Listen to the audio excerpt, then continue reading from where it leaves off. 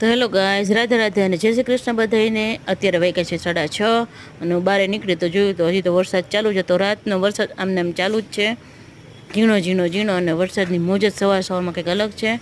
તો અહીંયા આપણી વરસાદની મોજ માણશું અને ચાય મૂકી દીધી છે સવારની। આપણી ચાય અહીંયા થઈ રહી છે અને ચાય થયા બાદ મેં કીધું લાવ હવે આપણે અહીંયા બનાવી નાખશું ગરમા ગરમ થેપલા। તો અહીંયા મેં થેપલા બનાવવાનું ચાલુ કરી દીધું છે અને અમે 100 થેપલાનો ઓર્ડર હતો એટલે ફટાફટ મેં કીધું આજ તો થેપલા બનાવી નાખું, અને મેં આ થેપલા બનાવી નાખ્યા છે।